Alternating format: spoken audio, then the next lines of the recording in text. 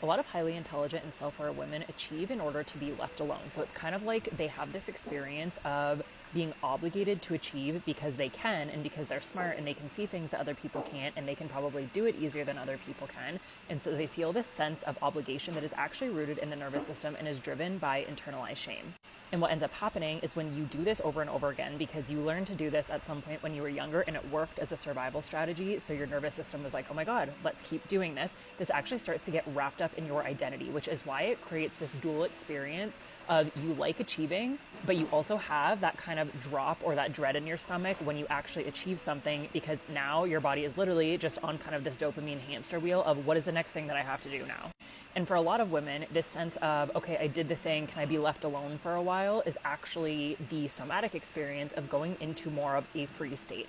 So it's like this sense of, if I achieve, is this good enough? Can I be left alone now? But also because when you are intelligent and self-aware and likely neurodivergent, you have this awareness of what your potential could be. You have this awareness of all the potentials that exist in the world. And you do have this core essence usually of kind of, I think of it as like this fiery, pure potential. Like you are very able to connect to the cool things that you could do and achieve. And it creates a very weird kind of distorted experience of yourself on the inside, because you're just like, why does achieving simultaneously make me feel like I am doing what I'm supposed to do and that feels good, but I also feel like I have this drop in my stomach after, and then it feels like what I do is literally never enough. This is what happens when your nervous system has learned to pair mobilization and action with threat instead of with safety. And this is why I say this is rooted in internalized shame. So when we feel that our potential is actually a threat, like our potential is kind of this looming thing that's like, hey, if you don't explore me, if you don't actualize me, what's wrong with you? You're weak. What are you doing? That is literally your body having learned to use that as a way of moving you into action, which is supposed to be something that we only really use as a temporary survival strategy. But when this is something that we loop through for years on end, it actually becomes our identity. And then we're like, oh, this is just what I do all the time. And one of the things I want to be super transparent and clear about is rewiring this relationship to be able to pair mobilization and action and achieving with safety is a multi-year process. And if you are a more sympathetically dominant woman, meaning that your baseline is a little bit more activated, or you are a more parasympathetically dominant woman, meaning that your baseline is a little bit more rest or digest or even freeze, this process will look different for you in its application. And I say that it takes years, even as I am literally getting ready to deliver my Healthy Hustle program, which is an 8-week program that takes you through the process of rewiring and uncoupling shame from mobilization. And I actually do this on purpose because when we're working with the nervous system, whenever you're learning something new, you're seeing yourself in a new way, you're doing somatic exercises, all the things that we're going to be doing in Healthy Hustle, this is a stimulus to your body.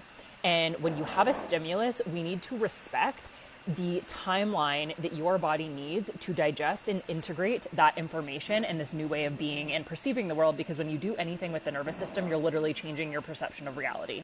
So this is why I always say to the women that I work with is I would at max do 3 to 6 months of conscious somatic work in a row, and then I would take a break. So in the program that I'm running, we are doing a 2-week, more in-depth, focused nervous system rewiring, giving you the tools, giving you access to new somatic experiences so that you can start to uncouple shame from action. And then I actually want you to have a period of integration after you complete this program. And the last thing that I want to say to this is, as a woman who has passed through this process, it's number one of the hardest things that I ever fucking did, because I went through a massive identity crisis. It was like, do I even like achieving things? It was terrifying to consider if I was going to lose my edge or whatever. And one of the things that we're really going to be focusing on in Healthy Hustle, and you can take this from this video, is learning to sense the difference between your intelligence and the hypervigilance that your body has learned to use to access your intelligence in order to achieve things. When you can start to actually experience a somatic separation, meaning that you can experience your intelligence as its own thing, you actually start to be able to pair your intelligence with safety, and you start to de-identify with the hypervigilance, which actually allows your nervous system and your body to start to digest and alchemize that a little bit.